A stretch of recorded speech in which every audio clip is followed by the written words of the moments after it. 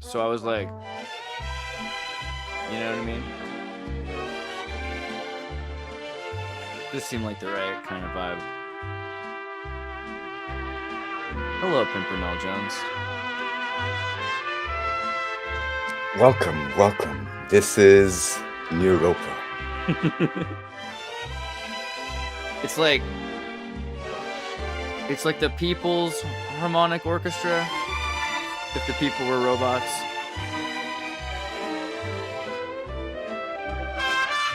Here, you know what? This morning is dedicated to Winston Churchill. That's right. Yes. Winston Churchill. The Peacemaker. The Peacemaker, yeah. Whiskey. Scotch, whiskey, and Winston Churchill.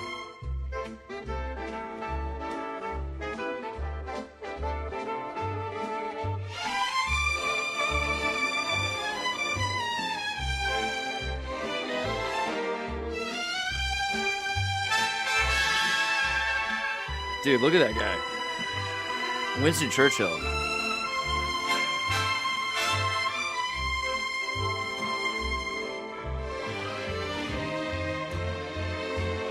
Winston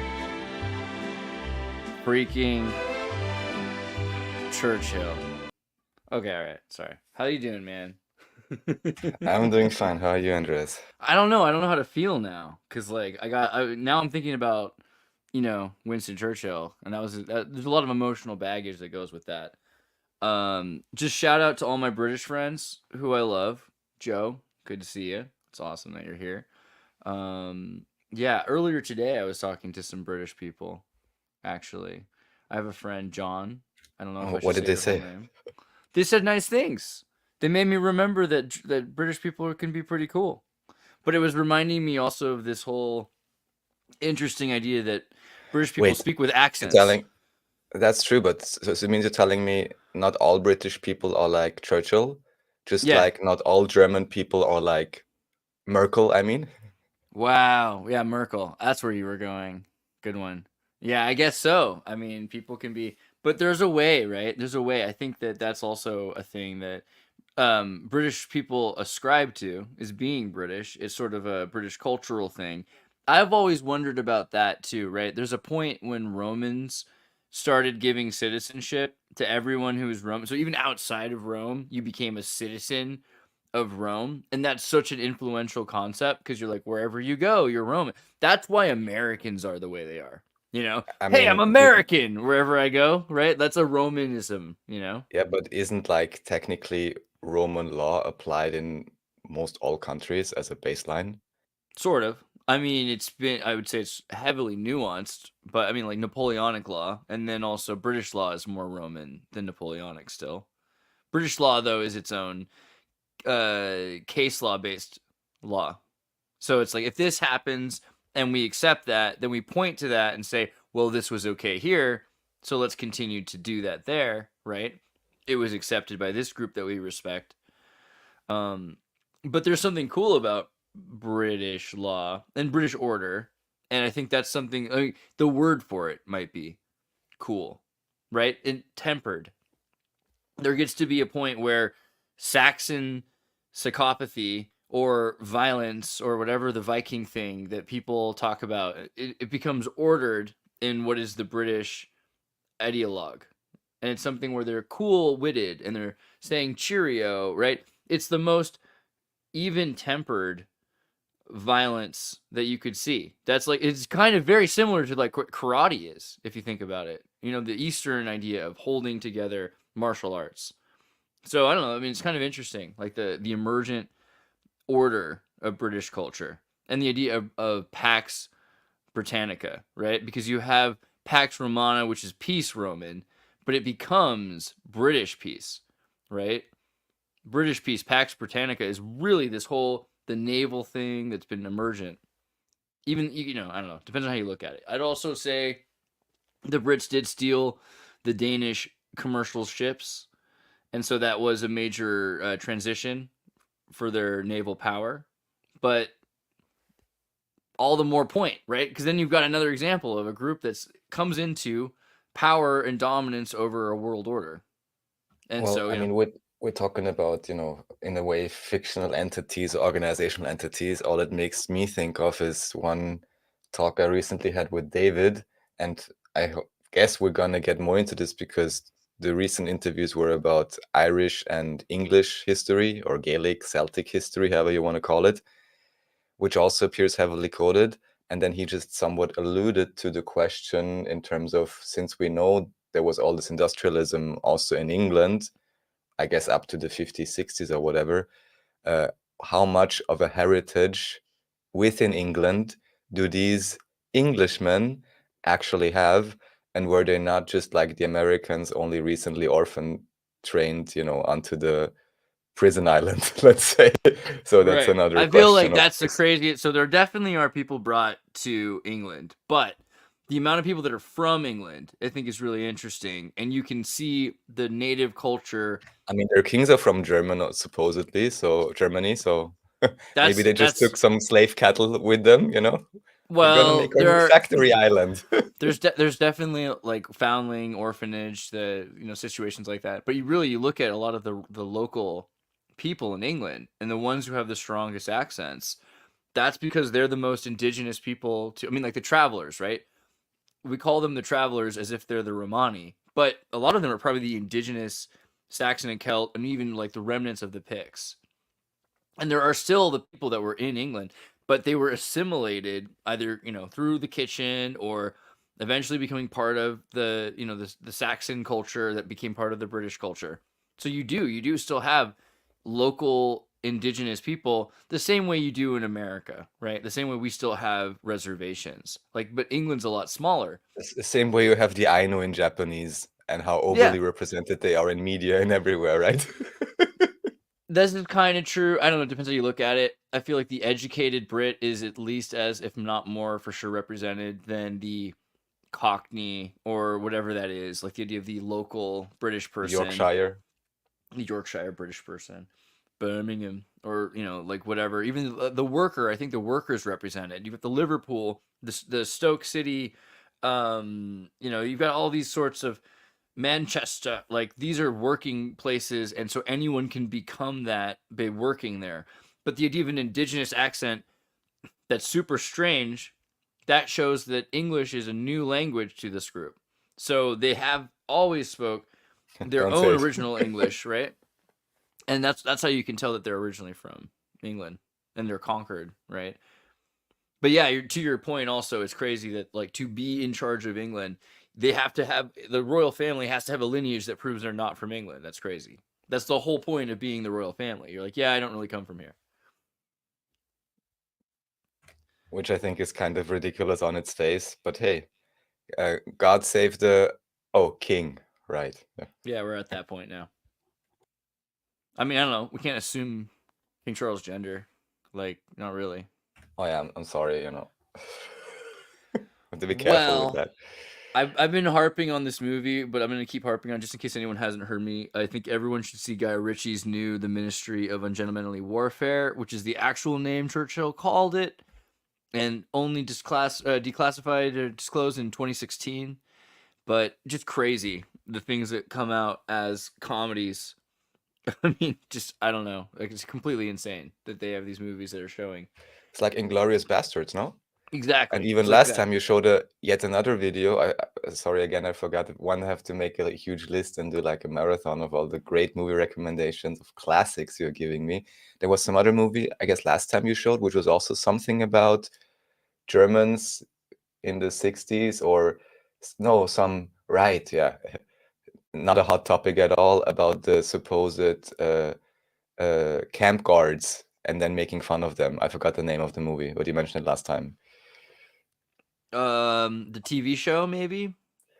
It may be a TV show, yeah, but Yeah. like a So comedy show making fun of the camp guards Yeah, or making light Hogan's of the camp life. Hogan's Yes, Heroes, yes, Hogan's yes, yes. Heroes, which was like an everyday American TV show that everyone saw all the time in I think the 60s, right? Or 70s, 1965 until 1971. So completely normal kind of sitcom show about Americans that were in a POW camp and they could get in and out whenever they wanted to. They had to be in the camp in order to kind of find out what was going on with the Germans. So it's actually based on true stories. There really are amazing amounts of espionage stories from spies back and forth, but only because the Americans didn't have all the information, right? The British did. Like the British knew literally every comm that was going down between everybody. They knew every piece of information that the Russians had, the Americans had, the Germans had. The British knew everything that was going on the entire war. So they were the only ones Almost to know sounds as exactly if who died. someone was masterminding these conflicts. I mean, legitimately, to let the war go on that long is insane. It's totally sadistic, right? Like they had the entire war was let to happen by the British. This is completely accepted fact now from all of the information that's coming out with the Turing machine. Like for decades now, we've known this, that they know exactly who and when every boat's going to be and who dies. It's crazy, and they just let it go on But for are you sure years. you mean the Turing machine, or do you mean this Enigma decoding thing, or literally the Turing machine? Both. So like the Turing machine was I'm part thinking of of the the Turing test, maybe now. That's why. so Alan Turing created the machines, right, for the British. So he had the capacity to decrypt the Enigma machine, and also they had another machine designed to figure out how many people had to die to make it look like the war was really happening. So there's a Oh certain my amount. God. So a certain amount of British people had to die, right? How many? Right? So like at least 4 boats go down. It's probably This believable. reminds me of what David said, talking about different types of wars and kind of questioning, how many of these individuals were actually deployed and had like real, whatever, combat experience, and how many just were chilling around at bases. I mean, as I told you, I referenced quite a few war stories from eyewitness accounts from the German army, like, people that then were 80, 90 years old when they did the interviews. And like I shared, I mean, obviously there were real conflicts and so on, but even here, it's never really clear which was eventually who was the bigger threat. That's what I'm going to say now, of course, politically incorrect, but just saying it's not only that the opposing side appeared as a threat, but it could be your own military as well, if you're not behaving or whatever. Or even like here, if you say they needed to make sure a certain amount of individuals died. I mean, I heard one story, I also referenced this on an earlier Neuropa, I believe, about Afghanistan or something, or at least one case was where someone said, well, I basically got uh, left in the ditch by my own people and stuff like that. So it's crazy. Or Yeah. attacked even by friendly fire because of some miscommunication or even deliberate or whatever. Yeah, so I mean, anyone who's ever played an online game, friendly fire is real. And in real Well, life, it's always turned on. you have to have a certain amount of people to make it look believable. That's just so insane to think about that the entire war from the very beginning, like not quite the very beginning, but before the Americans were involved. So it's a long time to know exactly what every message, every radio, every secret communication is saying, who's going where. It gives you a lot of power, right? I mean, but also you could have used that power to probably stop the war. The argument is, well, then they would have changed their communications.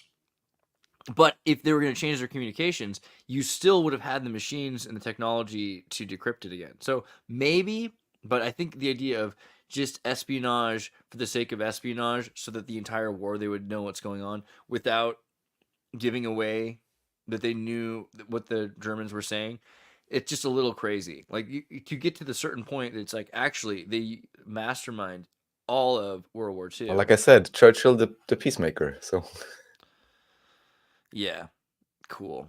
All right, well, we were going to open up a document called Neuropa 23, very creative title, and watch it before it vanishes because sometimes these episodes seem to disappear, right?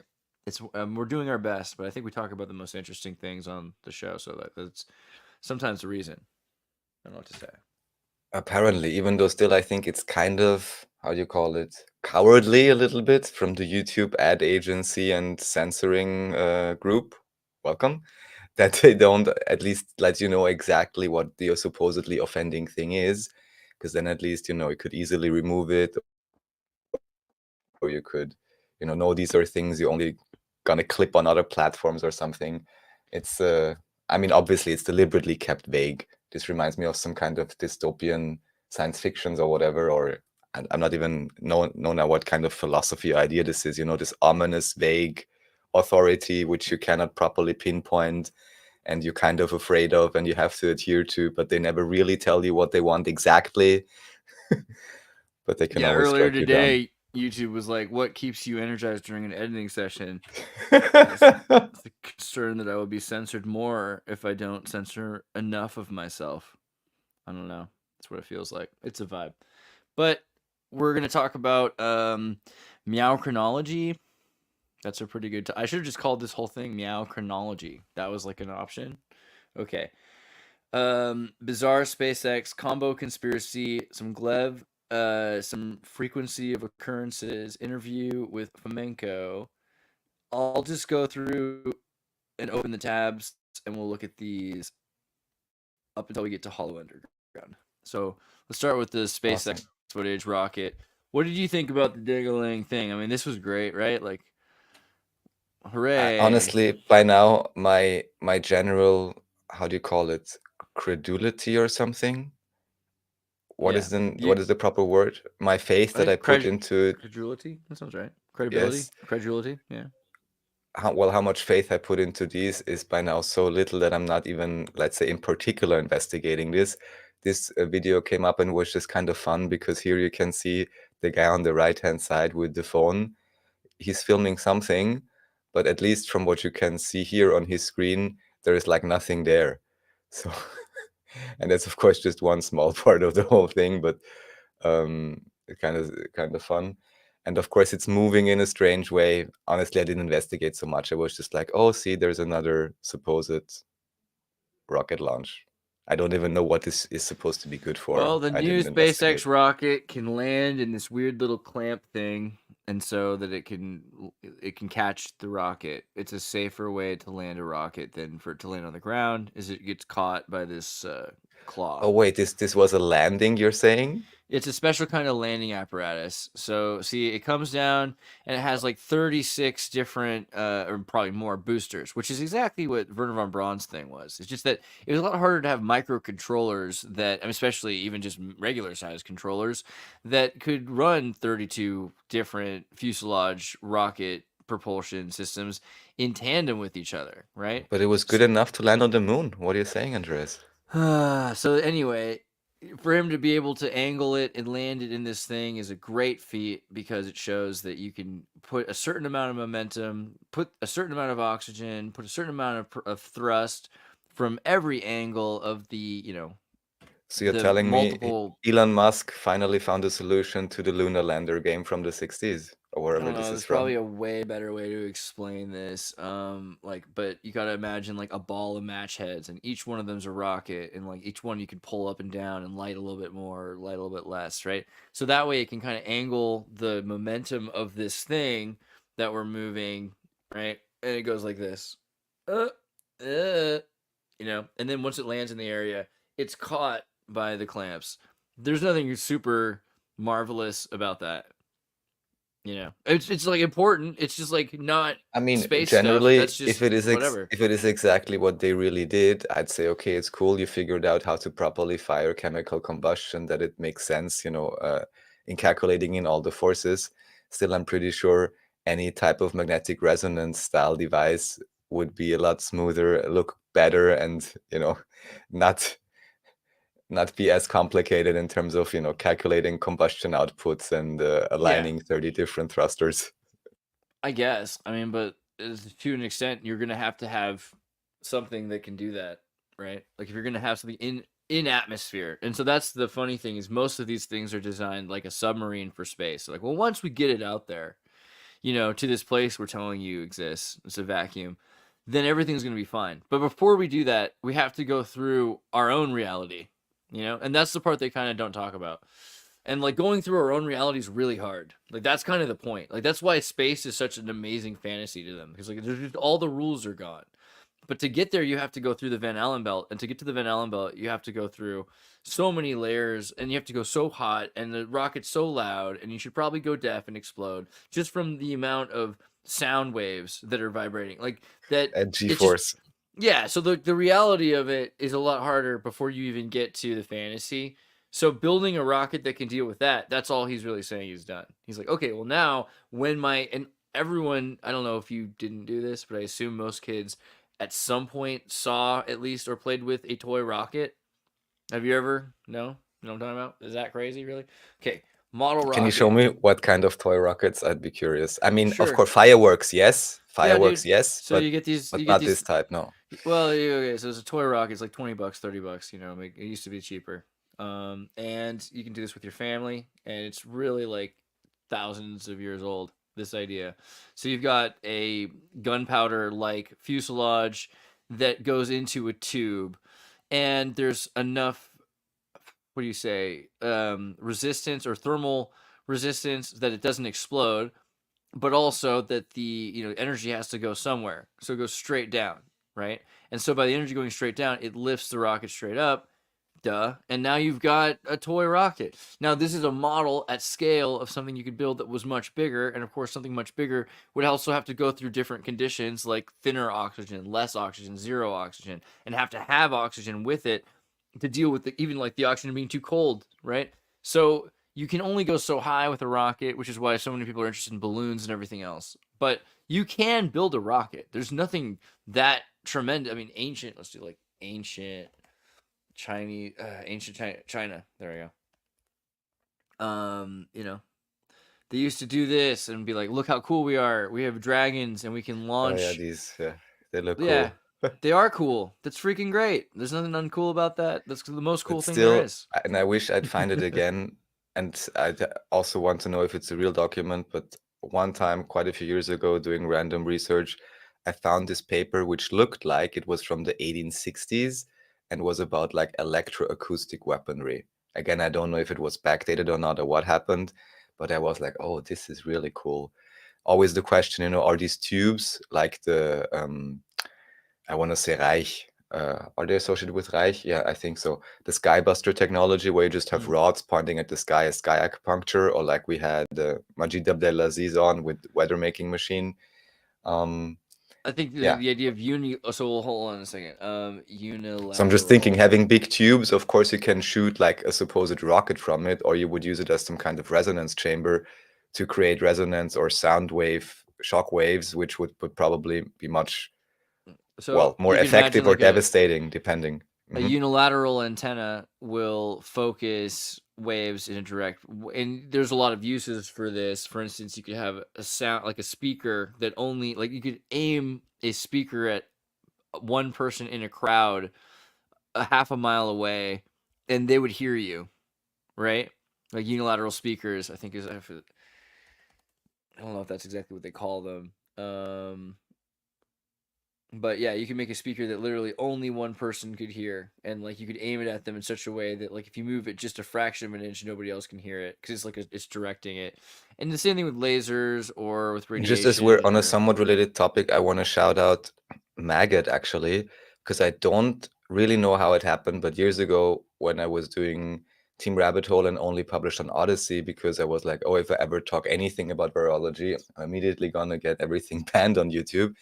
I somehow stumbled across your channel, Maggot, on Odyssey, and this is actually where for the first time I saw the Douglas Dietrich interviews. hmm. The only issue was I literally couldn't start them on Odyssey because the files were too large or something, that it just wouldn't work. And I just saw these strange pictures which he puts up and the super strange tiles. I was like, what is this?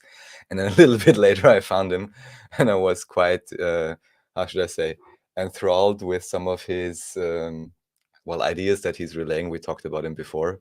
Anyways, just want to shout out. And yes, Orgon Buster, that's what I was talking about. Thanks, Maggot.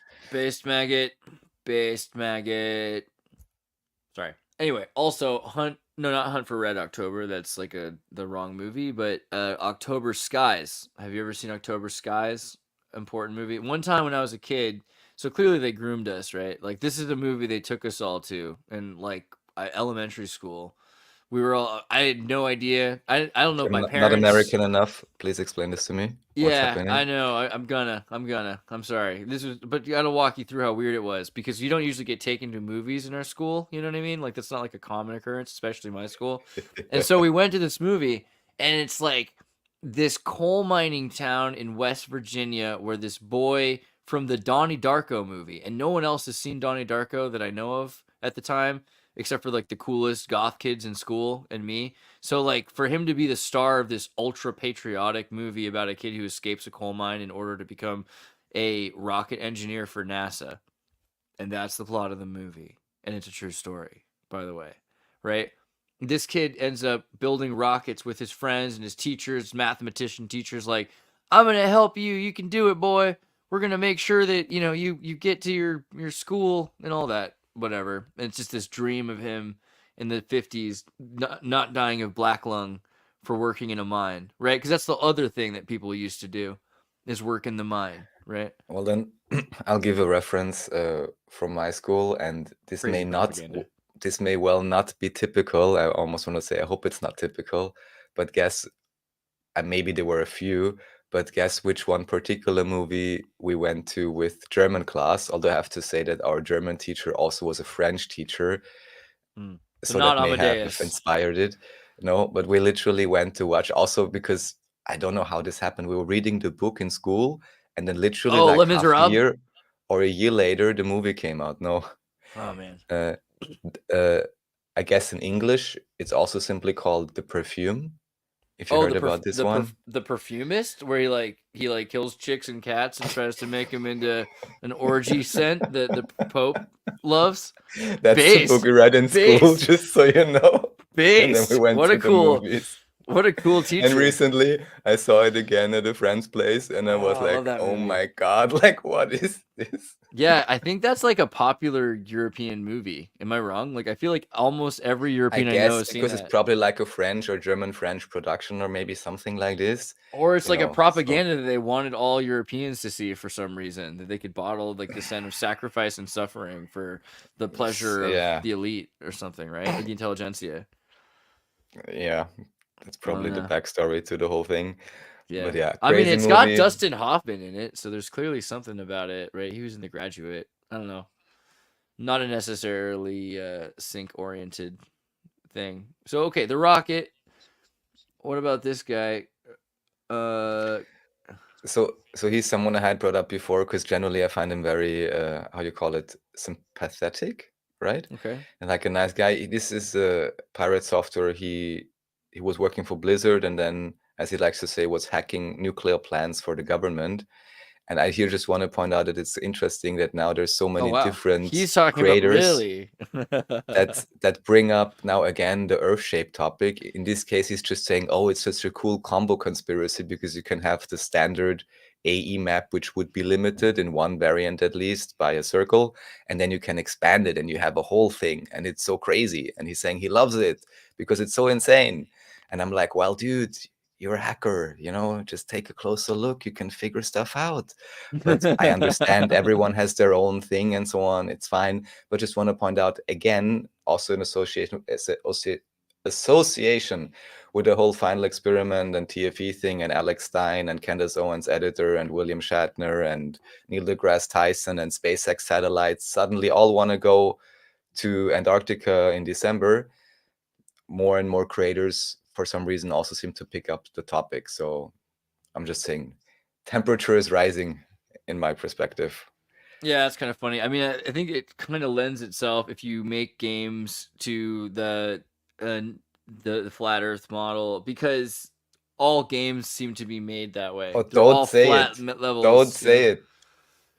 I'm just saying, in a physics engine, All right, you're right. This episode. Okay, Gleb doing some cool stuff here. He's talking about Yeah, so Anatoly. always, so nice to hear these guys. And even here, even if you don't have a lot of time, it's only 20 minutes. And all that Gleb here is saying, they start talking about history, and he just starts explaining and says, well, imagine this. There is a witness account. Even in any situation, you have two witnesses. They will have greatly varying accounts. And then imagine it's being handed down one time, it's being handed down another time. There are now separate streams of these accounts.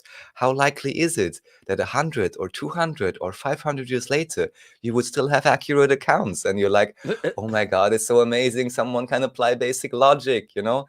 And then people wonder, I don't know, why some individuals like Eastern scientists, or however you would want to call it, because it seems, at least in terms of public perception or whatever, they retain basic logic, whereas in the West, it's all being exchanged for pure ideology, and a scientific method is nowhere to be found.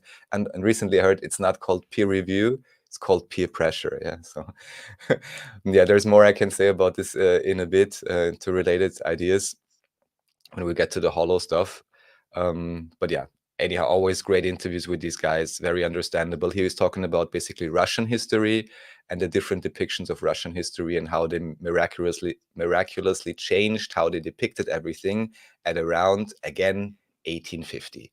That's when the depiction switched from, I guess, Roman looking like stuff to suddenly whatever, Russian Orthodox looking like, or however you would properly call it. On Get up in here and check Serge's out channel, Serge's yes. channel. Yeah, it's important. And then this is the frequency and recurrence intervals of Easter Sundays. Wow. Yeah, so here, this is from our small research chat. One valued participant pointed out that, yeah, you look here, yeah, what do you see here? You already got the right graph. I didn't even see that one's there. The What do April you notice? 19th sticks out. 19. Ooh, so could it be that the whole calendar is actually revolving around the 19, which would again confirm David Ewing Jr.'s insight into the 19 coding? And yeah, that Very too much interesting. is based on the 19 and modeled around it. Even here, it's very nice graph. Here you can see it most clearly. It's not the grades that say significant. It's not double or something, because I guess of how calendars are structured, but still you have the obvious accumulation around April 19. Highly curious. It's like a big middle finger at you. All right. Yeah. Oh, it's almost like, or it almost looks like this. What is this symbol? Is it the symbol for Allah or something, which looks like Oh yeah, it does. because it's a middle finger. Yeah, you know, it's kind It's kind of funny. well. Oy vey. Okay, so then interview with Anatoly Fomenko. You've uploaded this. Let's Yeah, go. so this here, I just wanted to point out, this is also from Serge's channel, who made the translation into English. And I was like, since I don't even know if there's any content on Fomenko in German or that's properly translated. Oh, wow. There's a few mistakes the AI made, you know, where it's mumbling about a bit in the first few minutes, but then it's pretty clear. And also, that's also why I put the subtitles there, because, you know, it's the basic Russian, but I wasn't sure if the AI would be so good at doing that, and I'm not able to, you know, verify it myself. So I used Serge's English version, where you still hear the Russian slightly in the background. And unfortunately, the AI, and I also cannot set it up with this Nova AI thing I'm using, also because I guess it's not so expensive. I can't really give Dude, I'm a huge fan additional. of hearing Russian in the background. Like, that's the way it should be. You should always hear a little Yeah, bit. I Yeah. agree, but this is the problem, because I cannot tell the AI, oh, only translate what's the loudest, which in this case would be Oh. the English to German, which is what I want. So even it sounds like, even in the background, you heard them whispering, and quite a few times it's like German or something strange, because it seems the AI is picking that up as well and translating it, even though I told it I want an English to German. But, you know, the AI is not maybe the most specific. There are more expensive, better tools, but there isn't, the funding for that is not available yet, but I think it's, let's say, 95% decent. And yeah, I mainly did this so that German-speaking individuals get some idea of what Fomenko is talking about. That's also why I chose this video where he first talks about his art, actually, and this. Oh, and now, because I watched it again, to be clear, the four-dimensional art that we looked at last time, which is in this video, and, you know, non-topological whatever spaces, this is Fomenko's art. So I'm like, when I see this, I'm like, no surprise, this guy is an effing genius, one of the first mathematics youngest professors. And then he comes along with something like the new chronology, because already before, I want to say in the most positive sense, he's quote unquote insane, but in terms of like insanely amazing, yeah, and insanely creative. Membrane. Nice. And just have an amazing capacity, even in art. So I'm like, what a I'm about to say, what a Renaissance man is this, you know? But That's maybe the politically incorrect term in this particular case. But yeah, Based. pretty cool. Well, awesome. And yeah, So there's anybody who English speaks and German, Russian I'm gonna too. send this to all the people I know who speak German because there's a lot of you out there. A lot of you thinking in German. All right. Make sure that you can see this. It's pretty based. All right. Well, what about this one? This is another Ewing video that you have out. Yeah, so this is also just again for any German-speaking individuals. This is aside from the one that I translated together with Martin, which was actually your interview on the common cannibals, which performed pretty well over time. Oh, and also I wanted to mention this. Why are these translations among the top videos? Oh, but I'm going to point it out later again, then I'll tell you about who's promoting it actually. But here what you have is basically the forged history presentation, very slightly truncated for the parts where the AI just was talking mumbo jumbo. And I was adding actually a bit of footage, so it's a bit of an updated version, and it's translated to German. So again, that German-speaking individuals have a little bit more than only the Common Cannibals interview you did. And here, I guess, it's one of the first interviews I did with him, and also not that long. It's even here only 40 minutes, I believe. But again, just for people that don't jive so well with English or have troubles with it or don't want to read the subtitles, they can go here and they can have a first insight into what David is talking about. So for some of the main things, yeah, pretty cool. Perfect. This is great. I'm also going to copy this link to save for later. All right. Yeah, please do. Everyone, anyone who's speaking German, because I'm always complaining, what percentage do you think I'm living in Austria, right? And technically one could think maybe I would know somebody here or whatever, but what percentage of the view time I have on my channel do you believe is from Austria? What do you think, like half? Yeah, half. You're pretty good. 0.5%. Yeah. So No, really? It's that low? It's yes. that low? Really? I figured that. Do Austrians not use YouTube as much, or like is it just that it's so controlled that they can't get access to it, or something? Well, like I know everyone has Maybe like access to Austrians have YouTube, something else besides YouTube I don't know about. but I don't know. it's like a bit of a niche topic, and yeah, I'm gonna bring it up again later, one of the translations. But basically, what I want to say, I'm just gonna put it down now so I don't forget. Why did some of the German videos I put up even perform somewhat? It's simply because, let's say, 2 or 3 individuals that have bigger platforms actually shared it. Later, we will actually see one example where the translation we did of your Common Cannibals interview was even mirrored on a website by a guy that, I think did great activism. But now I could also tell you that all of these 2 or 3 individuals that actually, probably because I deliberately wrote them and I was like, hey, dude, you're a cool guy, check this out, or relaying it to a friend of theirs and be like, oh, maybe they want to post it on their larger platform just because, they're providing lots of interesting information. Most, if not all of these individuals, if you would only go by official media reports, would in some way, shape, or form be deemed to be, let's just use a soft word, to have authoritarian tendencies or something like that. And then the joke I wanted to make, but I effed it up now, was first going to be asking you, oh, Andreas, are you Californian? Like, are you liberal and so on? He would be like, yeah, pretty much in this culture and so on. And then I'm like, why are only people in German speaking areas promoting this, which according to general media standards would be considered untouchables, basically. So it's pretty sad. What can I say? But at the same time, it's of course amazing that those individuals actually are sharing it. And just to be clear, those are the individuals that always, talk about peace. They talk about patterns. They talk about how can we resolve the conflicts? How can we learn more? But of course, by the general media consensus, they are deemed to be super dangerous, evil individuals.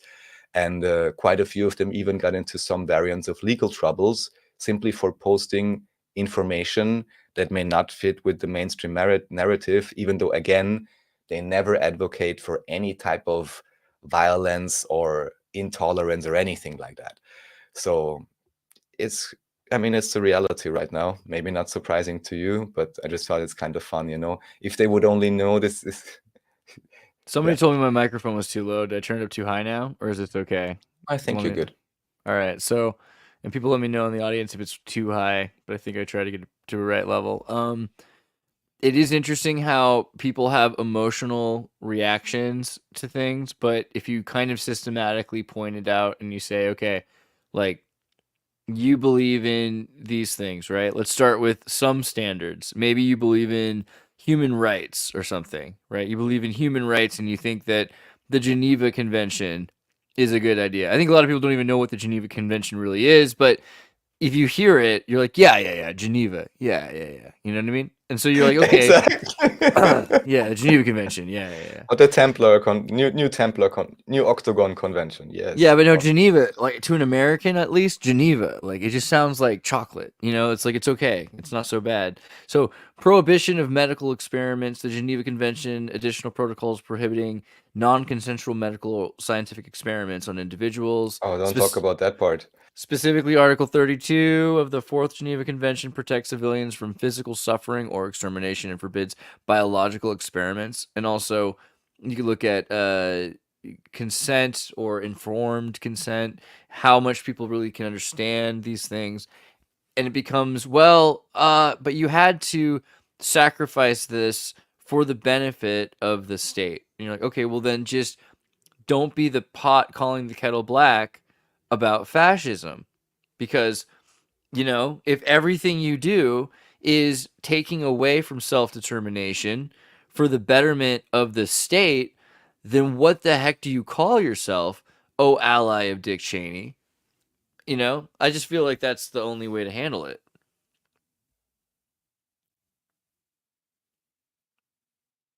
Yeah, nothing to add. Next time on The View. Okay, well, you had this up. This was interesting. You've got Oh, Mephistopheles, yes, he who's did our a friend, our dear friend, by the way. I actually think yes, he's he one did of our the favorite people. presentation on forgotten Arvanite history on one of the last Neuropas, and he was Yeah. just discussing basically the Fournier tarot, I believe it's called, and one or two others. And what he's basically doing is seeing how it connects with this so-called language of the birds, which I Hmm. still can't properly explain as a thing, but like as a way of thinking about language or understanding symbols and so on. Oh, this is my card actually. This is Princess of Wands, but this is the Thoth Tarot. And also showing some interesting differences. I can't recount all of them now, but quite some relevant differences between the modern Rider-Waite decks and the Fournier or Tarot de Marseille versions. Yeah, this is a good one. Because here, for example, what you can see is it's not like a lightning bolt, but it's some kind of like flower thing or whatever, which is destroying the tower. But yeah, he can recount this historical stuff about those decks better than I can, because I honestly never really looked into the Fournier or Tarot de Marseille decks in terms of how particular they are. But yeah, anyone who's interested in tarot can check this out. Very cool. Based. Yeah. Everybody also make sure you're subscribed to Manifestophiles channel because he's our bro. And while he did a really fun, this is actually the episode you can check out where he has his, it's like a pretty decent presentation. I feel like he's also a fun person beyond, like, see the presentation, but also notice that he does all sorts of cool, kind of like esoteric reactionary commentary, which I like as well. And his conversations are cool. So, just plug in our bro here. Just like, be part of our world a little bit there. All right. What about this Portuguese museum of the nation of Portugal? Oh, no, it's about Brazil, Oh, isn't it? My bad. Sorry. I was so thinking let about me Portugal earlier see. today. That's my only excuse. Yeah, here for some reason I can't even tell you why I referenced it. I don't know anymore. What? But yeah, Okay, Rio oh, de oh no, Janeiro. no, of course no, because it's a national exposition. Because it Yeah, seems like one of these World Fair things from 1908 in right. Brazil. Yeah. But I didn't have the time to properly look at it yet. I just found it curious because I had not heard that there was a World Exposition in Brazil as well. I know about the American Yeah, ones, there's a video. Paris, I believe, Vienna. Panama. Uh, Yeah, South America has a that's bunch of sweet. ones. Some of the cooler ones I think are in South America because they have like the most stuff to steal. If you think about it, there's a lot going on in South America. But yeah, the Panama exhibit was pretty crazy. Um, Yeah, and just briefly about tarot. Also, Alexander, of course, Mephistopheles is mentioning this, but anyone who doesn't know, the regular playing card decks everyone uses, they are basically a watered down version of the tarot, just lacking the major arcana. And yeah, it almost dude, seems look some at kind of this. Like a yeah. I it's mean, like a landslide mountain that they built into the side of this friggin' what the it's heck? it's Okay. it's prepared for the controlled demolition. Oh my gosh. Hey, look at that. Let's get up in there. Yeah, there you go. I know you like your Tartaria stuff, everybody. I know you want to see this. I know you've been wondering when are we gonna just like lurk at some old stuff? And good job, Raph. You did not disappoint.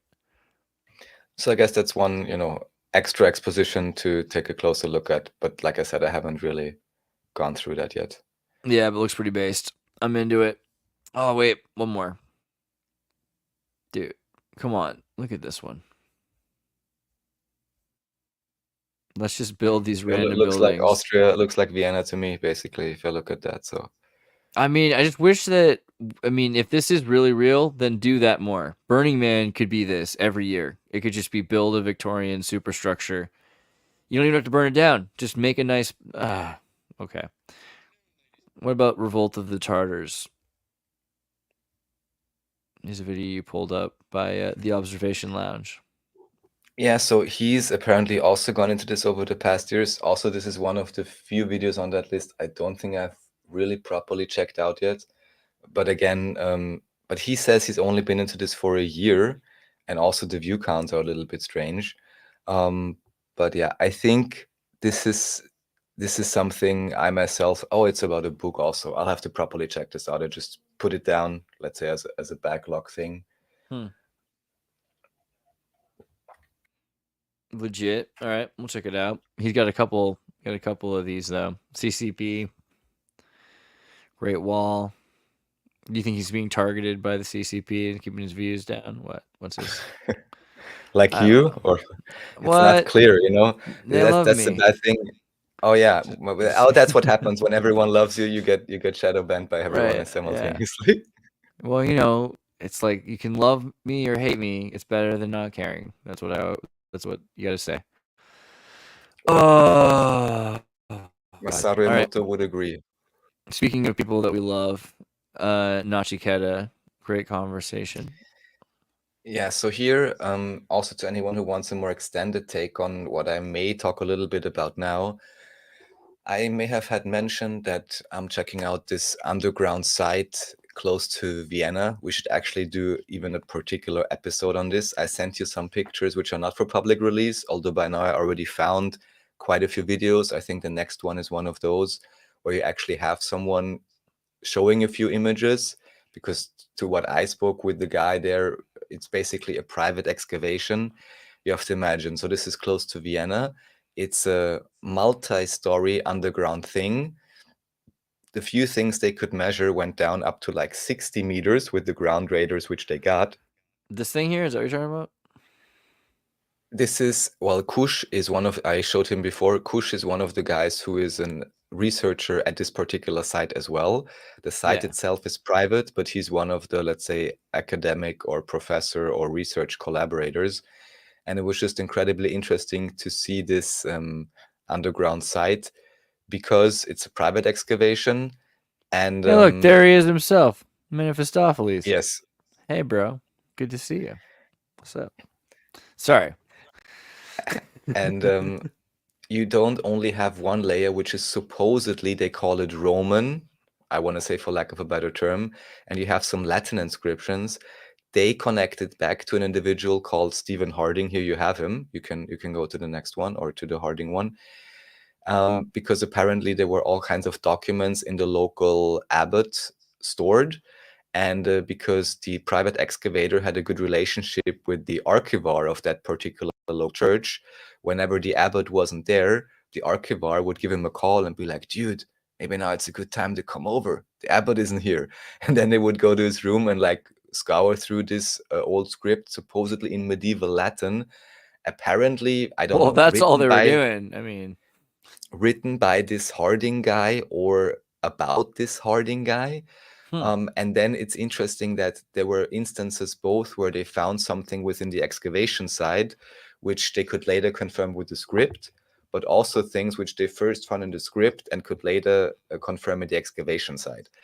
And one of the things, so there's many different things to say about it. I talk a little bit more on that talk with Nachiketa on my channel. And again, maybe we should do a whole show about it because there's too much information to go through in just a few minutes. But one of the main ideas here is that in around 1550, there is a decree. Again, we have to verify the timeline and whether it's a real document and so on. But basically saying they want to close off, and I hear myself just most slightly, Andreas. Maybe you can turn down your volume just a little bit. I guess it's resonating through your headphones or something. Thank you. Where was I? Yeah, basically closing off all these Earth access sites. And the thing here being that they basically say everyone now has to close them off. But now imagine the co-owner of Red Bull, who was or is still an Austrian, now it's his son. The former guy was called Didi Mateschitz. He was known to be one of the most famous, most richest guys in Austria. Everybody knows Red Bull, even in Europe. That's the one thing.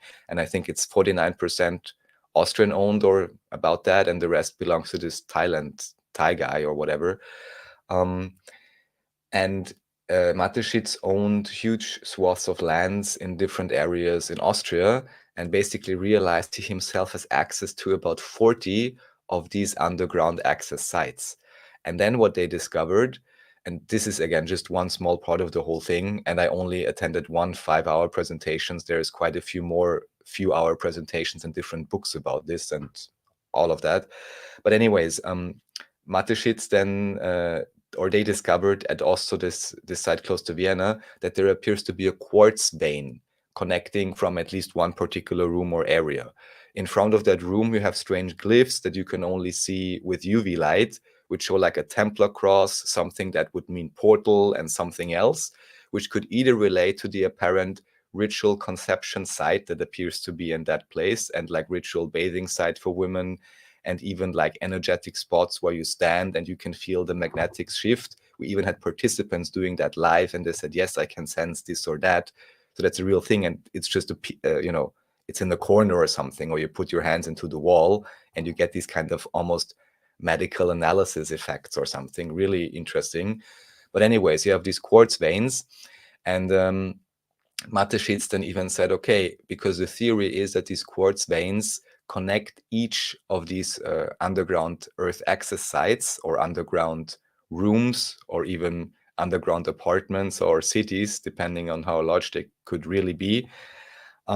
He negotiated with the government to actually do measurements every 50 meters between two of these particular sites, like to do probing, like actual physical probing every 50 meters. And he could verify, yes, it's true.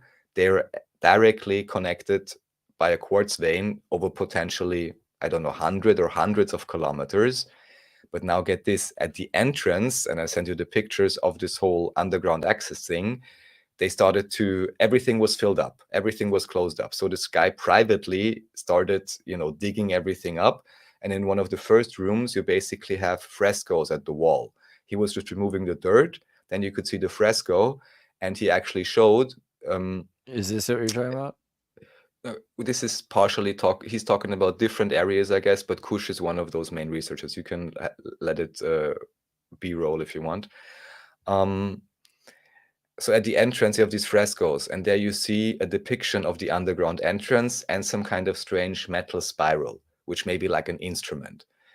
And then the idea would be that it could be, and they apparently also found documentation about this in the scripts, you take this metal rod device into the underground area, you put it potentially into this room, whereas the glyphs in front say portal, and it's connected to a quartz vein. And they even found the combination or the sequence of 4 particular tunes you would have to evoke, let's say.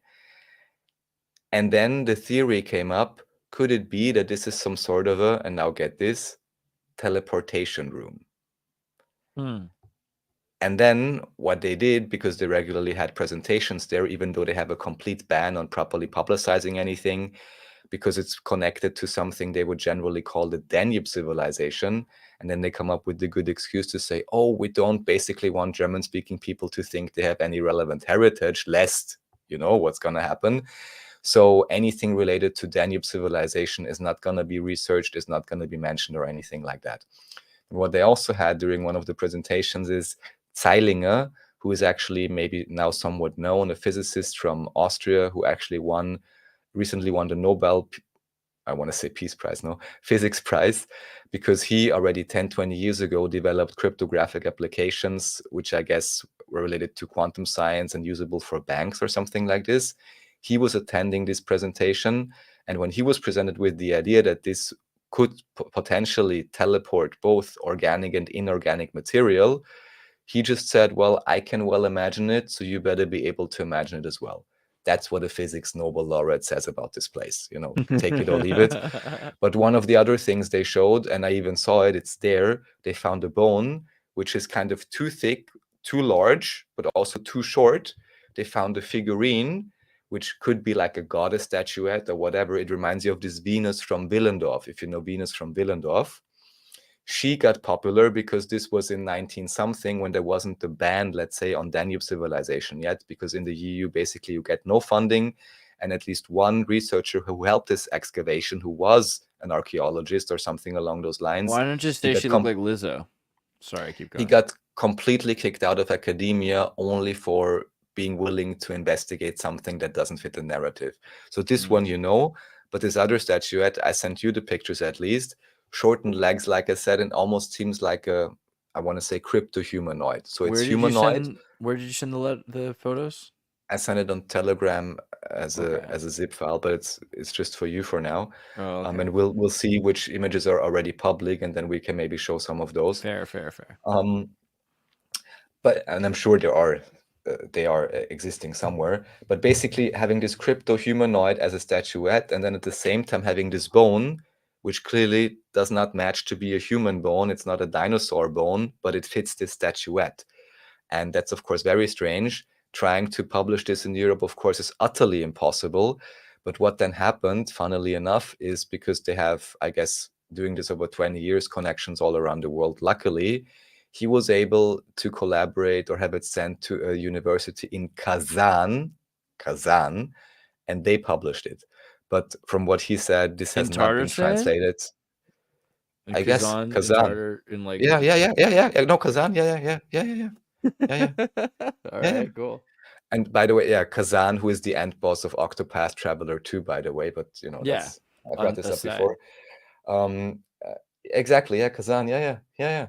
And they assisted in publishing this, but it's only in Russian apparently, and they didn't translate it to English or German yet. So again, it just shows you so clearly. I mean, it's the same with America, but also how the Europeans are like completely kept in the dark. And this is how you can, generate conflict and all that BS drama by having everyone, on a need-to-know basis, isolated, but not just need to know, but need to know the narrative, and everything else is shadow banned and gets no funding. Oh, that's brutal. Yeah, and this is one of the main relevant presentations. This was at a let's say alternative conference. I actually wrote the guy, who did this and asked him, hey, don't you want to have this translated into English, because people really should know about this. But as I can see now, he didn't write back yet, so let's see. It's a really bit strange to me that even here, I mean, it goes in both directions, but even from German to English, there is information that appears to be kind of privileged, because I did a short search and I found maybe like a 10-15 minute English presentation on this. But at the same time, I'm wondering, like, why has no one properly translated this yet? Like, how is this even possible? Because I'm sure there is some very explicit and particular findings that may not exist in the same way in the English-speaking region. But like, I don't know, nobody cares, or I don't know. You're just you're just a year ahead of the game, man. Not everybody is AI translating everything yet, but it'll happen soon. And yeah, the CC checks even without seem AI. to work. Yeah, the CC, like if you want to read it, you can the CC checks usually work all right. But AI listening and translating right now is so much better than the CC captions can do. Well, It's like, ideally, in a year, YouTube will have an integrated feature, and we'll just be change language to this or that. It should actually, I mean, they should be possible soon enough, I think. At least for videos that have over 50,000 views or something, yeah. should be possible. Speaking of which, Mr. Beast, you know what? I waited until everyone was against him to be for him. I don't know what else to tell you. But anyway, here he is in like a big old tunnel full This is of in this is in everything. Romania, I believe, Yeah. and maybe we had brought this up before, or I just posted it in my chat about these salt mines, How and based also is this? I'll That he went to an underground city, right, in Romania. Come on. yeah. So I was like, whatever you may think of him, at least he's showing people there's huge structures underground, which even he's getting into Hollow Earth now, Yeah. literally. Um, of course, bringing all these crazy people, but that's not the point here. I just wanted to show that basically he's doing an underground thing.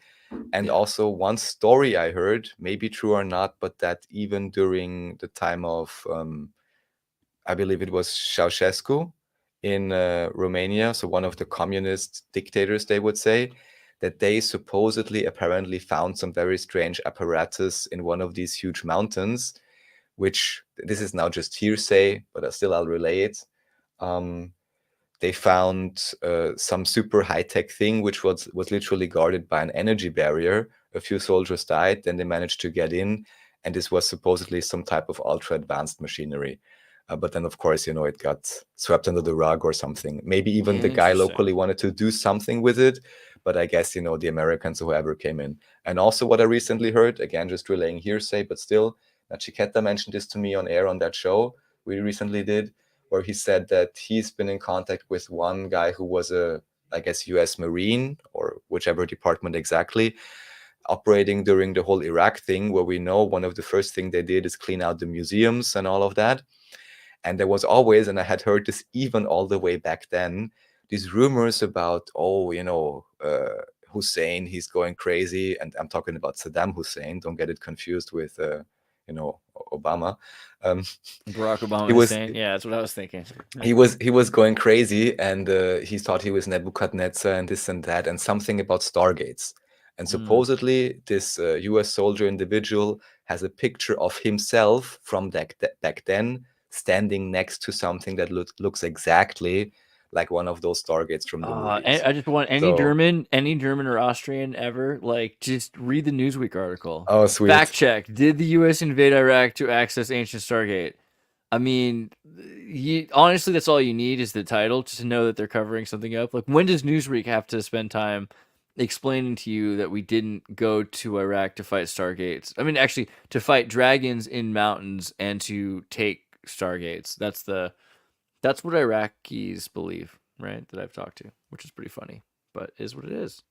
Oh, they believe it themselves, really? Yeah, so there are definitely not. I'm not saying everyone's the same, but I've definitely talked to Iraqis who've been like, so like, right?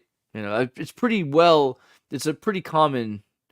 If anyone's Iraqi and you've heard this before, type one. I don't know what else to say. Well, what I like about it is that it's both, superseding the cover story I don't know of if it's Iraq. weapons of mass destruction or whatever they said, but it's also superseding the economic cover sidetrack story of oil or whatever else. So, I mean, by now I would well imagine that most conflict and destruction is made to ensure that the narrative stays in place. So from that perspective, it would not be out of the realm of possibilities that this was one of the main reasons, at least. Yeah, right. Well, what's this? Yeah, of course.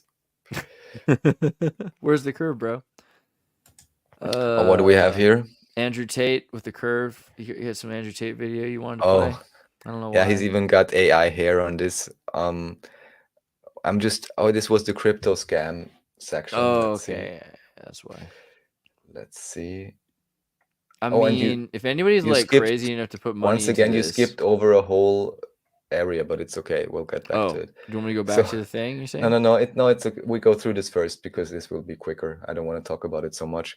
So, Oh, oh yeah. oh, So oh, oh, oh, oh, I can go way back. Okay, I no, see. no, no, Okay, no, no. Don't.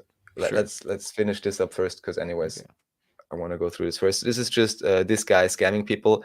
And why did I put this up? Just because he made this ridiculous, supposed AI planet. And it basically, they knew themselves it was a scam from the very beginning. Yeah. And I'm all right. And why do I put this on? Because there is the next video. So maybe put up the Generation Reba video and the Trump crypto coin video, because now I Okay. have a new question. Where is that? Is that like early on or later That's on? under cryptic scam, so it should be later. Hold on. Cryptic scam. Yes. Generation Reba and coin. Okay, this one here. Yes. And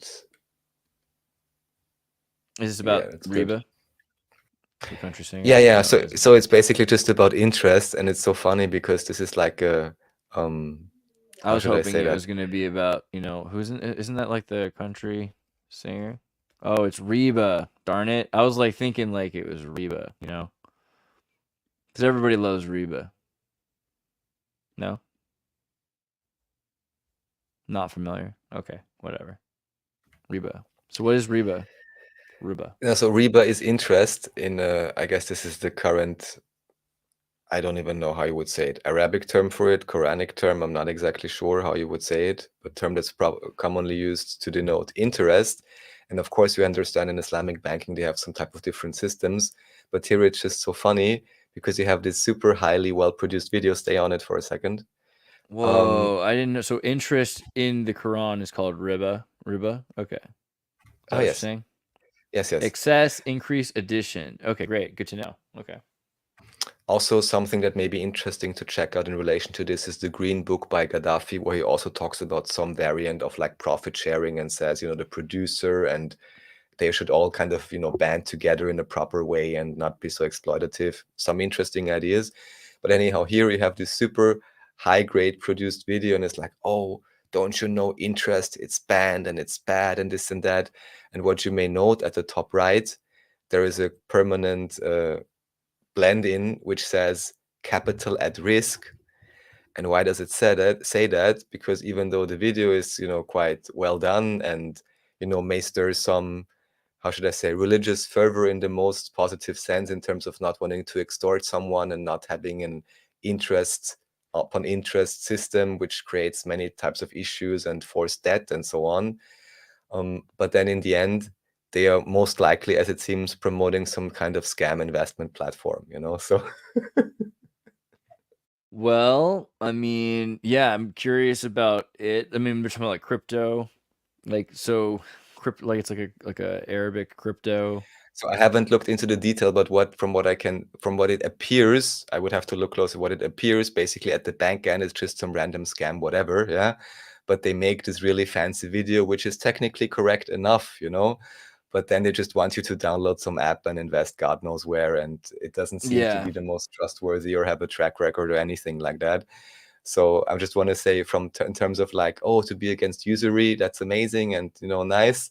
But then they just promote another scam, and that's why they can afford to have such a high value production video, which makes you feel bad for having $100 in the bank and get 0.5% interest currently in the West, right?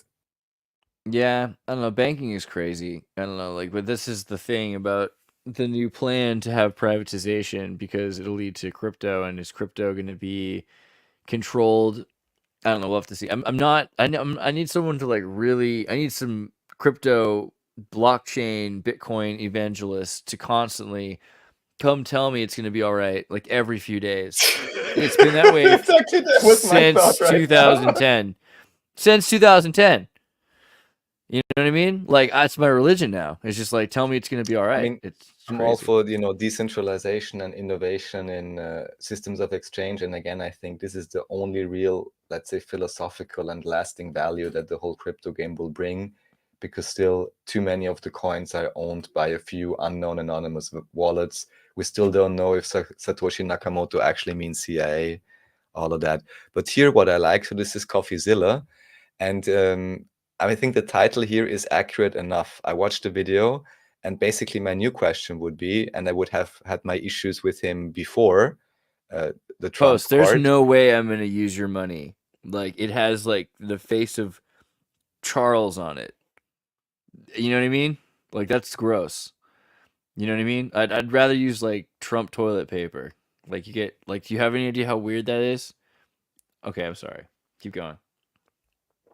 You can pull up the video if you want, and maybe skip in a little I was bit. just overwhelmed by the thought of British money. British money goes bad. You know what I mean? Like you have to use British money quickly, or else they like penalize you. You can't like save British money in a mattress. All right. Anyway, this is Voidzilla, who I like. Voidzilla is, I mean, I don't know why. I just really like this brand of Midwestern dude from like Chicago who survived their abusive family. I don't know what it is about me. I'm just a big fan of that kind of person. And he goes out of his So way. Wait, am I not subscribed? That's ironic. No, like I support you. there are several Whatever. channels. It's got several channels. So well, I want Coffeezilla to investigate Tartaria. No, No, I want him to investigate the He's Open Borders investigating Foundation. scams. Yeah, he He's should investigating investigate the scams. Open So he Borders should Foundation. We'll lead investigate the right back Scala. to it. He should investigate the Scaligerian timeline, and see if it's a scam. That's what Smithsonian. I'm He could for. investigate the Smithsonian Yes, history. I don't know. I yes. think the thing So he's such a like he's a certain kind of skeptic. I'm trying not to compare him to a certain friend of mine that I think you all know I'm comparing him to. And he's definitely like that. He's a very skeptical person who's going to believe in the narrative. And even though he's against the narrative, he's going to latch onto the narrative as a place of stability because that's order. So I don't know. I wouldn't give. Yeah, there you go. That was it. That was it right there. He's the kind of guy who says, "Yeah, exactly." That's all. So here, what he's pointing out is basically it seems Trump and some of his family have associated themselves as chief crypto evangelists for a certain supposed new crypto coin thing. And I have to say, if this is correct, I think it looks amazingly bad because everyone could speculate about did Trump go bankrupt, what background connections, this and that, 100,000 things people don't like about him or economic, whatever. But here it seems they literally associated their own family brand name with the crypto that they promote as so new and amazing and whatever. But what it actually is, it is simply nothing more than a fork of an existing protocol. They create their own brand name of it and submitted a proposal for it, that company. And to this new company, Trump put their own names as like chief evangelists, and they're supposed to get 75% of the eventual revenue from that system or something. And it's simply decentralized lending, which I first heard about in 2016, I believe, was salt lending, crypto lending. So it's nothing new, it's nothing revolutionary, it's an existing protocol, yet Trump makes it seem like a big thing. And why did I connect it back, and why did I show the Andrew thing with the Planet T, whatever?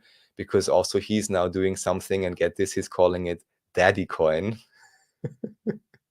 Everyone, save your psychoanalysis. And it's just crazy, like now all kinds of popular individuals, I mean, even Tate and Trump, I would say, how should I say, are promoting highly questionable crypto endeavors officially. I mean, with Tate, I mean, he probably needs it for legal fees, but with Trump, he should have had enough money for legal fees to first check out the product and system properly and just not associate his own name with it. And it also looks as if the pre-sale or first sale only went to 12 million or whatever from 100 or whatever they wanted to raise. So no one's really buying into it. So it seems to be a flop, this new Trump thing they're promoting.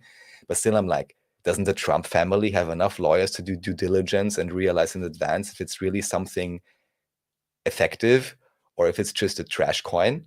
I mean, what's going on here? Yeah, Baron is also on the list. That's Dang it! I correct. muted myself. So let's Baron, see. who's been underground 100 years ago in his underground adventures. So here's let me wrap this all around. So Project 2025 and big tech means cryptocurrency people put their ponies on Trump and Vance. Not necessarily that Trump and Vance put their horse and pony on Bitcoin, but that Bitcoin money's there, right? And then they moved from the left to the right for this election because they figured they could really control things.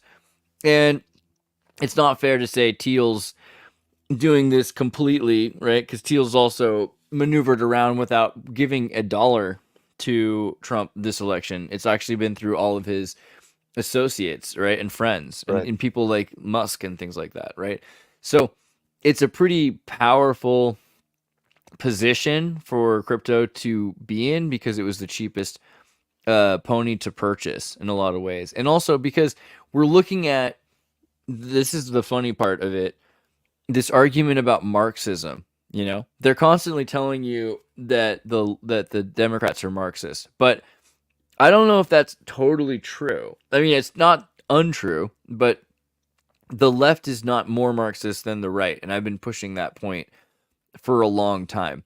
And particularly if you think about the new right, which is based around it's crypto privatization. So anybody can do it as long as they're the cheapest bidder. This is the future of economic driven corporatism. So, I mean, you could also look at that as a kind of Marxism, right? Like the idea of seizing the means of reproduction and the revolutionary tools for the working class. That is the same as having different asset like IRC-20 tokens for Ethereum. That is kind of I think Ethereum is kind of Marxist, right? Because you're putting your energy into particular capital. You're saying this capital is worth this economy is worth that. Um, I think if you use open solar token or any of those kinds of tokens, that's kind of Marxist, right? Because you're using tokens that represent actual resources that are being controlled by Right. actual You investment mean in you those mean you resources. mean you have an ownership in the means of production? Is that what you're referring to? That's pretty much it. Yeah, Virtualized, let's say. you have a virtualized ownership, and that's what a smart contract represents. Yeah. So that's what gives it I mean, value. yeah, the only issue or question is if the guys who are setting it up are the super big time industrialist oligarchs and they, have the biggest wallets, then I'm not sure True, but how that's effective the that other is thing from a about, workers' revolution perspective. because the thing is that you could move away from a Bitcoin to a silver bit, was it Litecoin or whatever, these other, like those coins emerged as proof that you didn't have to rely in the Bitcoin. That Bitcoin was going to be the big boys coin, but you could have avoided that coin at any cost and used, I mean, Ethereum is still a competitive coin, right? So anybody could create a smart contract Soviet. Let's say we have a knitting circle and we make textiles, in India. Well, we could create a textile coin that represents the value exchanged from textiles and exchange that for solar tokens, for metal, for gold, right? There are gold backed cryptocurrencies, right? So everything's either backed by goods, services, labor, exchange, the work, right? The labor, the worker. This very much is about capital and labor. So it's inescapable. It's weird how people act like they're like, "Oh, I'm so against Marxism." It's like, no, you just didn't read the book, It's like all it is every time. You're playing into it, Well, you know? I like the argument though that in this way you could say that all of the anarcho-libertarian crypto anarchists are actually crypto Marxists. Yeah, or ignorant Marxists. I think like that's the other thing. A lot of people don't realize what they're doing. They're like, what would be cool is if everyone had just exactly what they needed. It's like, shut up, bro. Like, go to college, every single time. And that's as bad as someone who goes to college and thinks, why can't it all just be right? Well, because you didn't go to the engineering class and learn about entropy. Like, there's a lot of things that have to work to make a Great society. point. Yeah, it's how do you call it? Compartmentalization, the downfall of society. I mean, you know what? Here's one for calming sense. It's only the rich people are only telling the poor people not to send their kids to college. You know what I mean? The rich people are still sending their kids to college. That's the elite that are running things. Yeah, liberal brainwashing is definitely a serious problem. Don't get me wrong. I get why people are not going to college, but do you have any idea how many programming and university engineering students are getting around that by not taking those classes and worrying about the multicultural emphasis? I mean, not everybody's college experience is what we're projecting it to be. And there's a lot of ways around that. There's a lot of really disciplined students that, I mean, and I feel really bad for them because there's always going to be some rich middle I mean, what I would class have to say now, honestly, protesters. considering, because I spoke about this with Nachiketa, and in Europe or in Austria, you can get a great chunk and even everything, if you do it right, of your higher education to be paid for by the state, basically. Yeah, of course. So Right. at least for, I mean, they really slashed it down. Before it was like up to 26. So up until you turn 26, you would get like extra support from the government if you were studying. Just about as I was to enter the whole system, they already had slashed it to like 24 or something. And anyways, I went to a remote university, not in Austria, so I couldn't fully benefit from that system. But now imagine, what is the average student debt loan? I mean, maybe for a college thing, or how do you call it, community college, it's a little bit less and it's affordable. But other than that, I'm like, by now, wouldn't it be a million times more effective to enroll my child in like, I don't know, 1, 2 particular online courses, and then maybe like hire 1, 2 particular private tutors and teachers, The people that I classic trust way. and that really know what's going on. Then, Yeah, I mean, you my get child doesn't have 5 to parents go to together. university 5 days a week, but only 3 days a week, If you learns have 5 if you twice have the amount, and you can still go drinking on the weekend if that's what you want. Yeah. if So you have I'm like, 5 what? different sets of parents that have 5 different kids, and sometimes people have more than one kid, right? Like, but if you have even just one kid, then that's enough that you can pay 5 teachers for 5 days a week and split it to create a private school. And it's crazy how easy it is to build a system like that. And that's before talking about computing, Khan Academy, all of the direct lessons. Because the way it should be now is that kids at their leisure are watching these lectures, and then the teacher is helping them do the work. It's the complete inverse of the way it was before. You don't do the work at home uh, alone, right? That's probably a time when you can study, it's completely backwards. Now you have the teacher helping you figure out how to do the things and move forward quicker. And this is all on an individual basis, because before you didn't want it to be on an individual basis. You wanted everyone to be at the same level. They move too fast, you had to slow them down. If they're moving too slow, you have to catch them up. Today, we don't do that. We don't want to do that. You want people to be able to move as fast as they can towards where they need to go, right? So, we Agreed. talked about the Project 2025, and we talked about crypto, and that was silly. So let's go back to German English cognates. What do you say? Yeah, so this is the section now. This will be the last section for today from what I brought about East Turia. As David told me, this is one of the names for Austria, actually, whereas West Turia is Switzerland. And here I just wanted to point out to anyone who doesn't know, also because at some point someone wrote, oh, it's the first time I heard about Austria and so on, which I guess is amazing. Not because I'm so patriotic, but because it's always great to hear about new places and strange things going on there. I just put this on to make everyone perfectly cognizant of the fact, even in modern day languages, how incredibly close German and English are in many different ways. So here you have these so-called cognates, where, yeah, just as a starting point, you see how many connections there are between German and English. And we can go on to the next one. Yeah, so Surprise! this is one of the individuals of Corona Datencheck, a very interesting guy. He's a dentist, and at least ever since Corona, did great activism videos, even before made videos on dentistry, like trying to help and explain different techniques and so on to people, I'd say medically or health-wise, how they can take care of themselves better.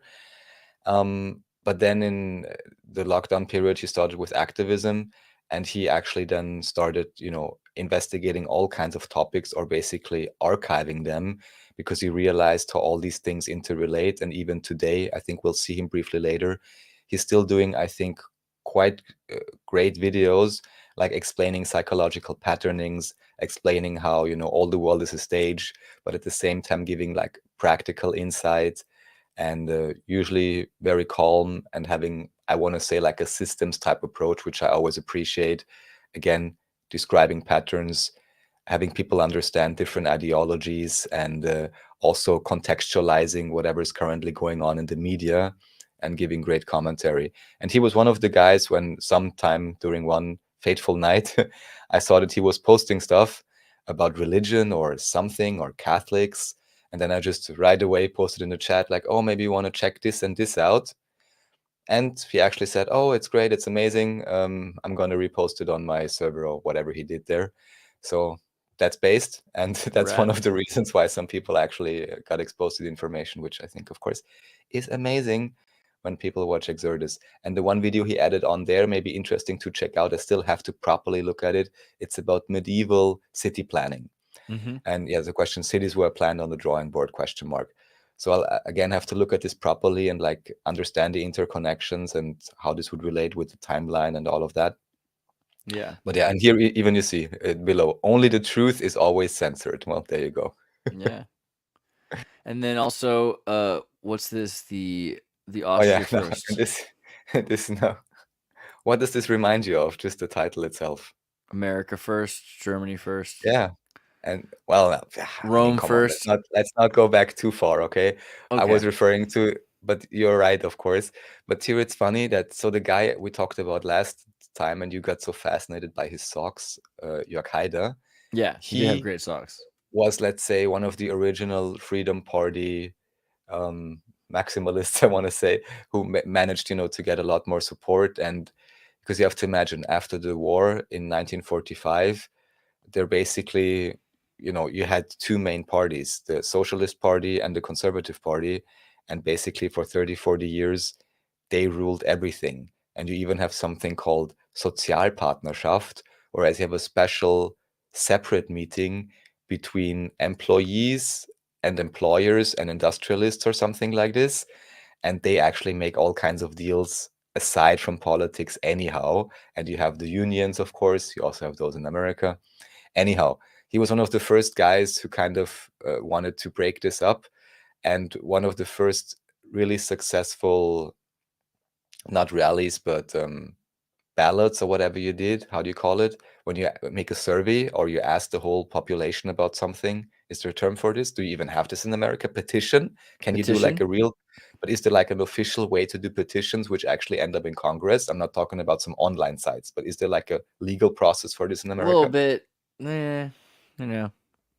I mean, there's hearings and stuff, but anyhow, in We Austria, have it's like, like petitionforchange.org or whatever. And I yeah, think but that, it's yeah, like whatever. But there is no legal it's like, everybody connection needs a there. cause. That's a great way to get a pet cause. You're like, look at all these people. They sign up. I'll be the I mean, congressman I'm that, not claiming that the system we have is really more effective, but at bro, least the system technically, works there is a at not legal working. connection because in Austria, if you do an official, it's called No, not a Volksbefragung. census. A census is just figuring out like how many Yeah. people are away, like I just want to know like how many of you are transgender.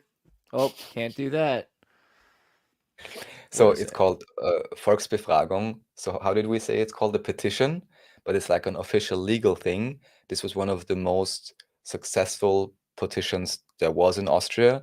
And the idea is that if these petitions get enough vote, they have to be presented to the parliament or to the Mm, Congress, right? Where then technically they should devise some sort of law or adaptation.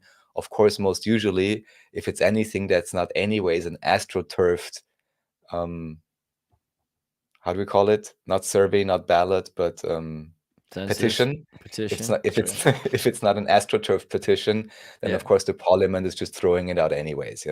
So I'm not saying it's really more effective, but it exists. I just wanted to point out that definitely Trump is not the one who came up with the idea of America first, but you had Austria first, such a long time Oh ago. yeah.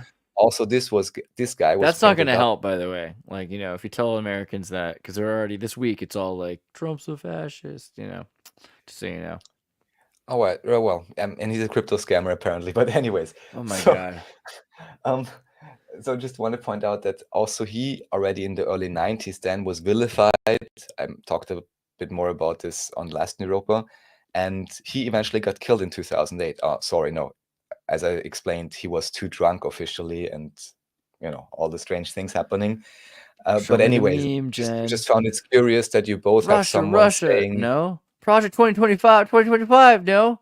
Hitler. No. This is like every blue this month, like about Trump. They're just like, but but Oh, but Russia, no. You know, it's just been nonstop. Is what it is. anyhow, just find it funny that you have two, let's say, individuals or political groups both coming up with the idea of my own country first, and they both get vilified to the extreme. I just find that curious. Yeah, it's crazy. I mean, also just it's funny how any word can mean the exact opposite of what it did within like 20 years. That's all it takes. Bad means bad means good every 20 years. It's crazy.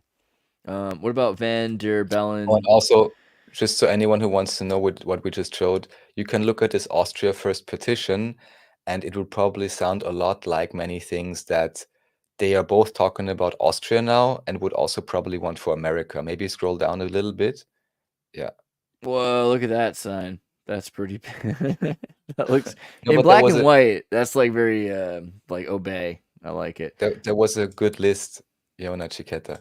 Go please back to the Wikipedia and go Yeah, make it English, yeah. and we can briefly look at the list. So here, scroll in a bit, or Austria is don't have not an to. immigration country.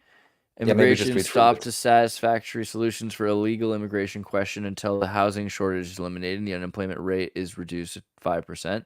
Obligation to issue ID to foreign workers at workplace, whereby this ID must show the work permit and the registration for health insurance.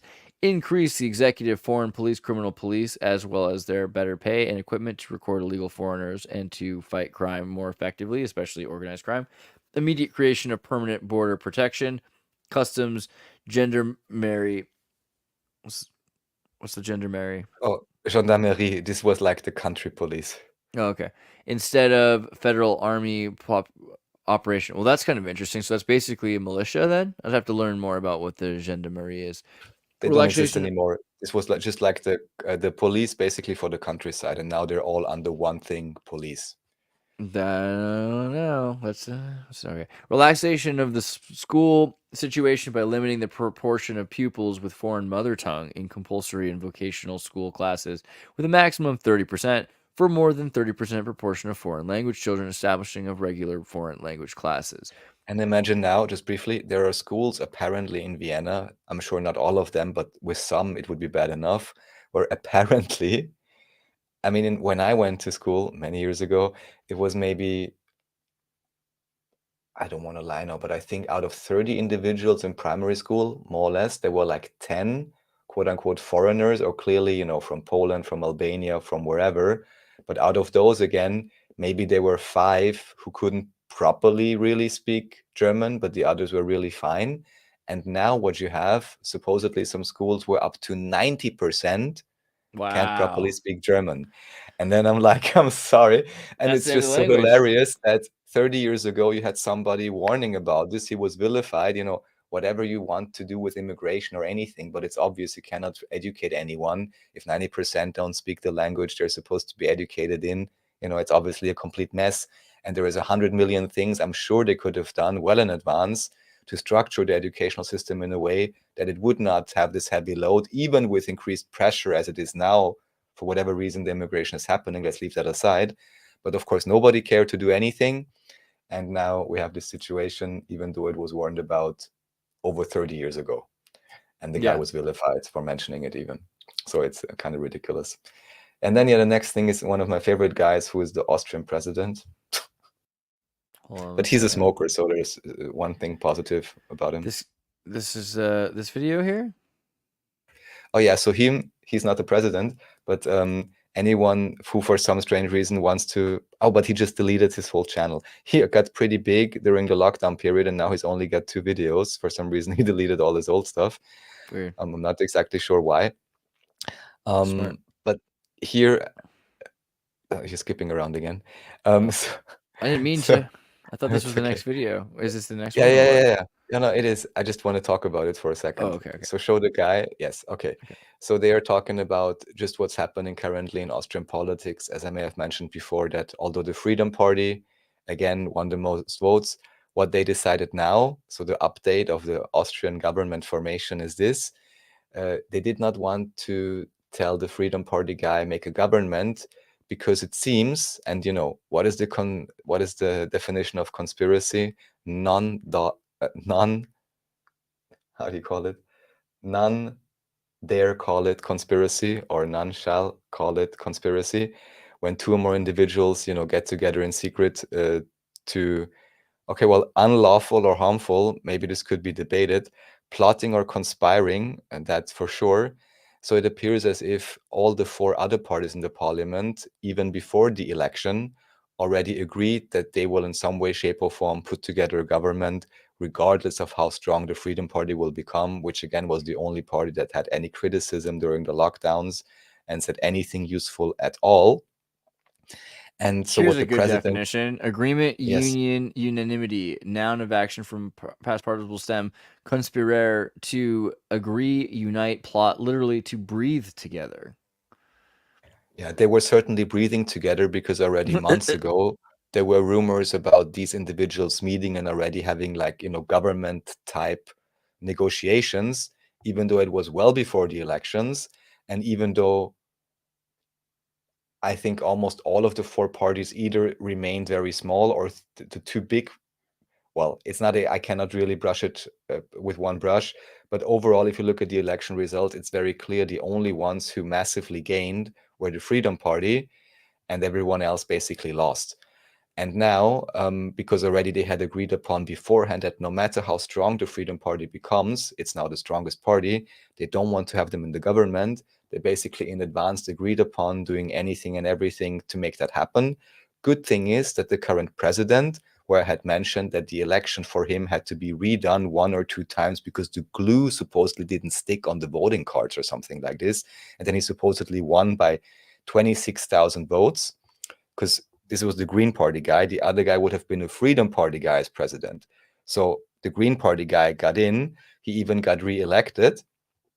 And now, instead of telling the parties, well, maybe get along with the Freedom Party, they're the strongest one, so at least make an honest effort and then maybe explain why you cannot cooperate, all they're doing is they're pretending like they're in kindergarten, and or even worse than that, don't want to say anything bad about the kindergarten level of intelligence and emotional intelligence.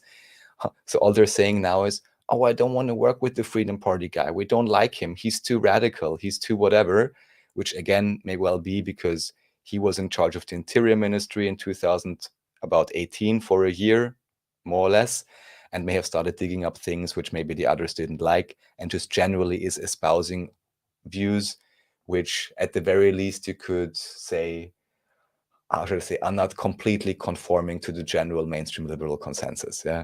And now what happened is the Green Party president, whom you maybe will see him later, again, not him, the Green Party president basically said, oh, because nobody wants to work with this one particular guy from the Freedom Party who's leading it, I'm just going to give the official mandate for forming a government to the second strongest party, which, lost like 10% or something like this. They really got slashed, but still, they don't care. And the next video you were about to show up, this is this dentist guy who also shared our video. His name is Jaroslav Belsky, and he's explaining it in a quite succinct fashion, I believe. Maybe you can put him on. Or now it's... Not this guy, the one before it. Yes. This guy. Yes. So he's basically saying thank you to Van der Bellen, because he's now explaining, look at the real situation politically, and also look at, he's calling it the ugly face of representative democracy.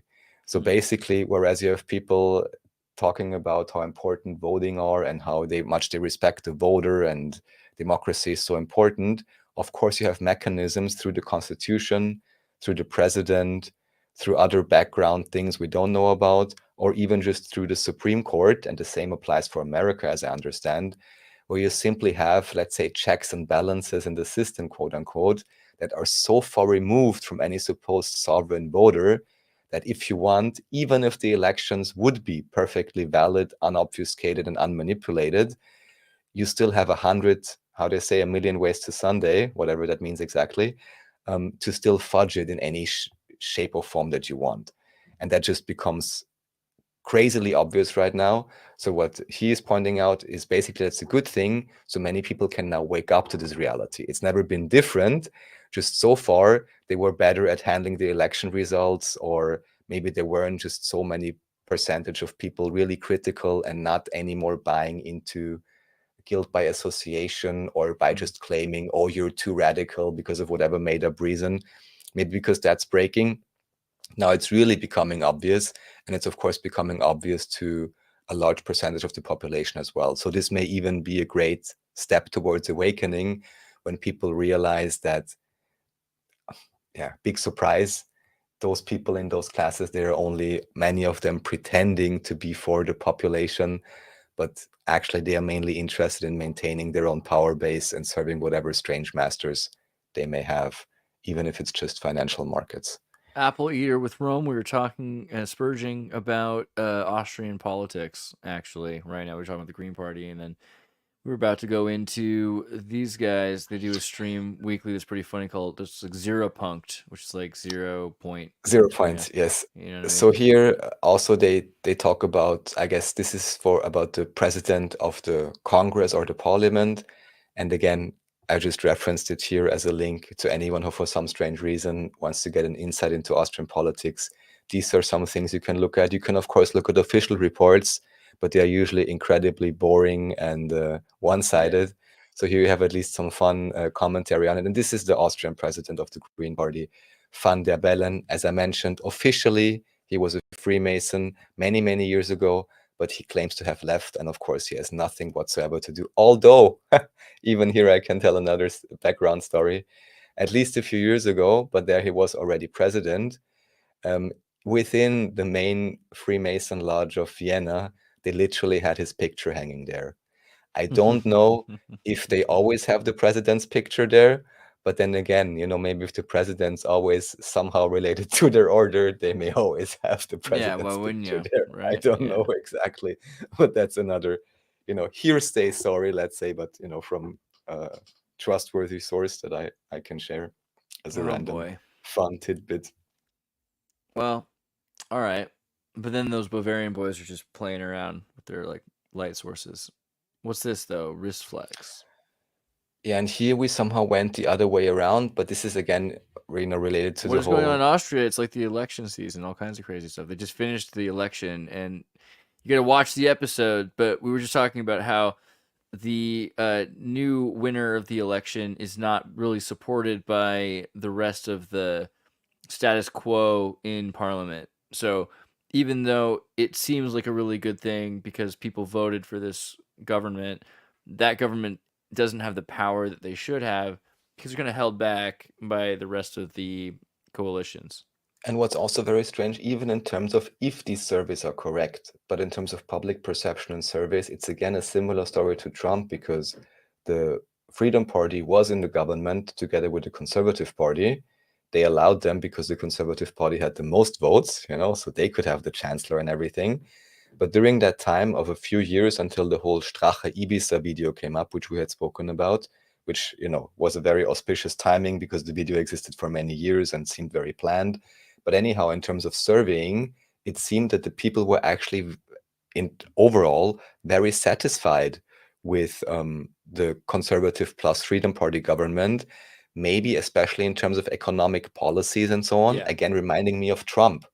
And it's really interesting that you can have this where usually they say, you know, people vote with their pockets and so on. So if you would only take that slice of the thing, they should be the ones that are most supported. But then it gets kind of twisted and turned around, at least in the public media perception. I think Yeah. if you scroll forward a little bit, there may be a graph somewhere where you can Okay. see, just skip through it, where you can maybe see the approval ratings. It should be like a graph with approval ratings for the national, not national president, but president of Congress. Let me see if I can find this. I don't know exactly where to look, but not sure. Okay, I can't pull this up too quickly now, but basically, if you look at the approval ratings for government within the last years, it was pretty high during that Conservative plus Freedom Party government. And Right. now, as I had mentioned before, the Conservative plus Green Party government, which was also the lockdown government, they literally seem to have the lowest approval rating of any government in Europe, or Yeah, potentially it's like, did even you see The any Lion government King? worldwide. So it's pretty insane. It's like in The Lion King where like Scar takes over and he's like, everyone's gonna get to eat, but then like nobody gets to eat because there's a famine. It's like that. That's Austrian politics right now. But Mufasa is back through Simba. So what about Risk Flex? We were talking about Risk Flex for Yeah, a so second. here, this is Sorry. just briefly about the whole, rapper scandal situation where there is a guy on that video who claims, and he's apparently been involved in the whole Franklin cover-up thing, which was a huge thing, of course. And this guy, apparently, I have to look at the original source video, says that yes, it's Mm. like a timed event or something, or everything is already set up, something along those lines.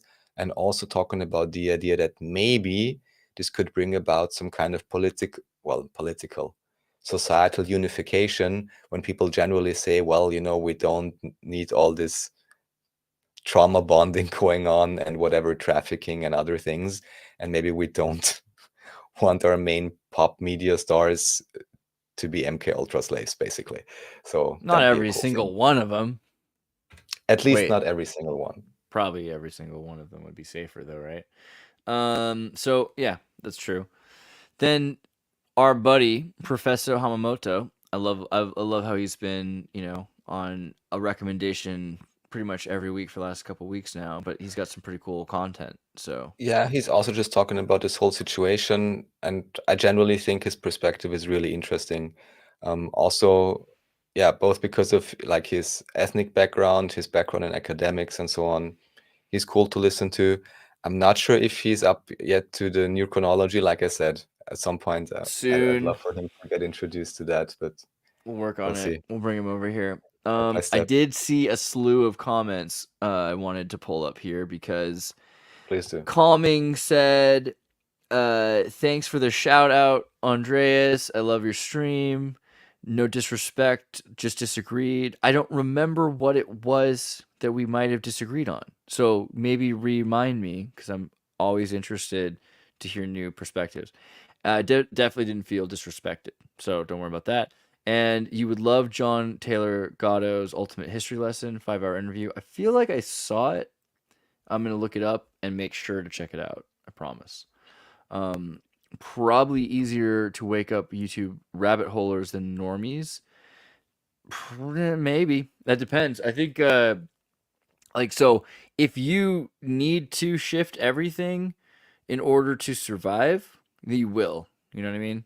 So like let's say like the snow comes, you will change for the snow. So I don't know. I think people will change work, change languages, they'll, like whatever you have to do to survive. If you're not really thriving because the society's let you down, that might be a way that you would be open minded to a new solution. That's But that's already not everyone. that's another thing I spoke about with Nachiketa. So what's the thing? Why are you even interested in any of this? Why not be like Cypher and just be like, oh, actually, I'm just gonna take a job at Fox News and report about the newest Trump rally. Yeah, right. I have friends who do that, and I wish them all the best. So, but Oh, yeah, definitely. definitely John Taylor Gatto is interesting. I have seen. I think I've seen his 5-hour video, but we'll have to. We should like deep dive into that and talk about that later. You also had another comment that was pretty interesting to me. You said, "Is there a way to support Exertus without without supporting YouTube and or TubeU?" Yeah, which is sorry, I ruined your point. But you can. Yes, you can. You can go to exertus.com. Exertus is everything. Ooey, ooey, ooey. There's a support the Exertus button there. You can make it reoccurring monthly, which I wish that was just automatically done, but that would be sneaky, right? And I'm not like that. So Don't it's want on to have you. to handling chargebacks.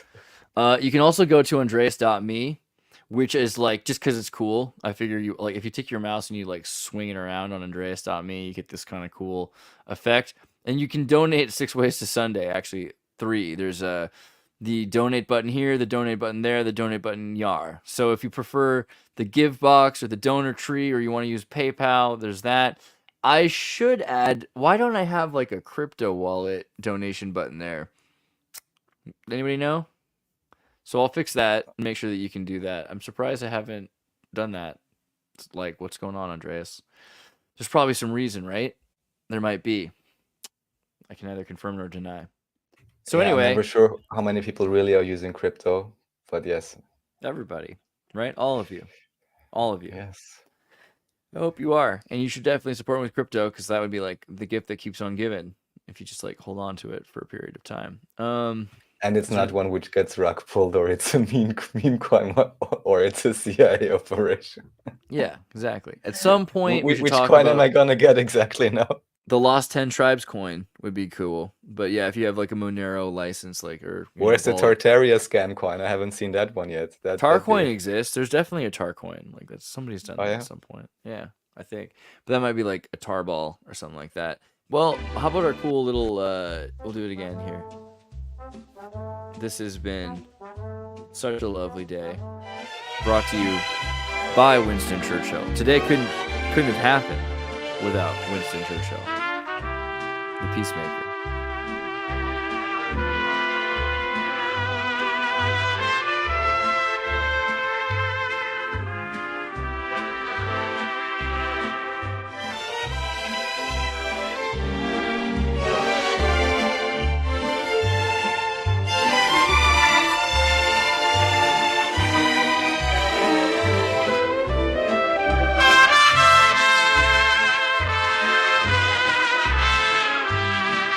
Thanks, everyone.